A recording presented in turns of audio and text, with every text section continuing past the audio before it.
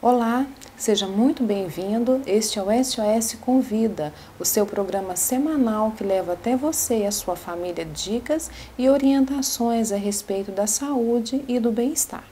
Hoje, no nosso programa, nós estamos recebendo a doutora Juliana Ferreira.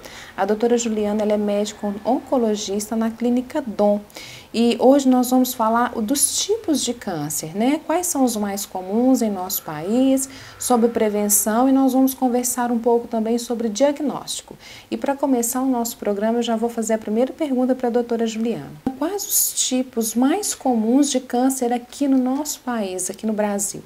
O tipo de câncer mais incidente no Brasil é o câncer de pele não melanoma, seguido então pelo câncer de próstata, mama, colo e reto e pulmão. E a estimativa do INCA para o triênio de 2020 a 2022 é de que no Brasil sejam diagnosticados 625 mil novos casos de câncer. Outra dúvida, doutora Juliana, muito importante, é os tipos de câncer entre os homens e as mulheres se diferem muito e se sim, por quais motivos? A gente observa sim uma diferença na incidência de câncer entre homens e mulheres, sendo que esse número é discretamente mais elevado nos homens. E nos homens a gente tem então em primeiro lugar o câncer de próstata, seguido do câncer coloretal, câncer de pulmão e câncer de estômago. Enquanto nas mulheres, em primeiro lugar a gente tem o câncer de mama, seguido do câncer coloretal, colo uterino e depois câncer de pulmão. Essa diferença não é vista só no Brasil, existem diferenças conforme outras regiões do mundo. Na Ásia, por exemplo, a gente tem taxas elevadas de câncer de estômago. É inclusive uma das principais causas de morte em vários países da Ásia. E já na região da América do Norte, Europa, essa taxa de incidência de câncer de estômago é uma taxa mais baixa. Então, de forma geral, o que vai diferir a incidência desse tipo de tumor está muito relacionado ao estilo de vida das pessoas em cada região. Por exemplo, o câncer de pulmão relacionado muito ao tabagismo, assim como o câncer de esôfago ao consumo de álcool e cigarro. A questão da vacinação, né, os países, como eu já disse, os países desenvolvidos com baixa incidência de câncer colo-uterino nas mulheres, porque elas são vacinadas, a diferença, de forma geral, vai se dar de acordo com o estilo de vida das pessoas em cada região. Doutora Juliana, quais fatores são mais responsáveis pelo surgimento de um câncer? Eu gostaria que você falasse um pouco sobre fatores genéticos, se são fatores genéticos ou se são fatores externos.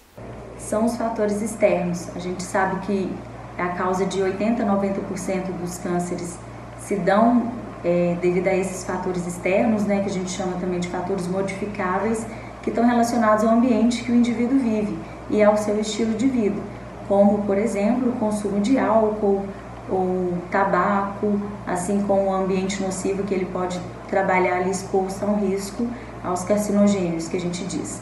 Enquanto os fatores, a causa hereditária está relacionada a 10 a 20% dos cânceres, e isso quer dizer que são genes que o indivíduo carrega, que ele herdou ou do pai ou da mãe, que aumentam o risco dele de ter um diagnóstico em relação àquela população geral que não tem essa mutação.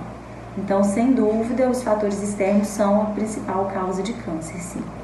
E doutora Juliana, quando procurar um médico oncologista? Então, acho que sempre que houver dúvida, o paciente deve procurar um médico oncologista. Mas alguns sintomas que chamam a atenção, que eu acho que servem como sinal de alarme, são perda de peso sem uma causa específica, presença de sangramento digestivo, que quer dizer presença de sangue nas fezes ou sangue no vômito, alguma alteração do hábito intestinal ou do hábito urinário, notar alguma lesão diferente de pele, alguma nodulação ou alguma massa em qualquer região do corpo, né? A gente sempre orienta as mulheres, principalmente, que façam autoexame de mamas exatamente com esse objetivo, né? Notou algo de diferente, deve procurar um médico sim, para que sejam feitos os exames adequados e que todo o cuidado que tenha que ser tomado seja então direcionado. E como nós podemos nos prevenir de ambos os fatores, os genéticos e os externos? Em relação aos fatores externos, é importante a gente lembrar que eles estão diretamente relacionados ao ambiente que o indivíduo vive e ao seu estilo de vida. Então é importante um cuidado especial com a dieta, buscando sempre uma dieta balanceada, não fumar, evitar o consumo alcoólico abusivo, praticar atividade física, cerca de 150 minutos por semana, o uso do protetor solar, bem como de chapéus, de roupas de manga longa para aquelas pessoas que estão mais expostas ao sol. E em relação aos fatores genéticos, é importante o indivíduo que tem história pessoal de câncer ou familiar buscar um aconselhamento genético para então definir a necessidade de fazer um teste e, a partir do resultado, elaborar um plano de cuidado rigoroso para o indivíduo e para a família. Doutora Juliana, o diagnóstico precoce é realmente o maior aliado para a cura contra o câncer? Sem dúvida. O diagnóstico na fase inicial da doença nos traz grandes chances de cura, enquanto o diagnóstico em fases avançadas, em doença metastática, ele vai direcionar um tratamento buscando melhor qualidade de vida para o paciente, assim como uma melhora na sobrevida. E agora, doutora Juliana, eu gostaria de aproveitar esse momento e pedir para você, para falar, né, deixar um recado para todos que nos assistem sobre a prevenção, né, sobre a prevenção contra o câncer. Fale um pouquinho para nós sobre isso, deixe um recado aí para as pessoas que estão nos assistindo. Sim, é importante visitar o seu médico regularmente, realizar os exames de rastreamento, conforme as orientações da Organização Mundial de Saúde ou das sociedades, né, a Sociedade Brasileira de Mastologia, por exemplo.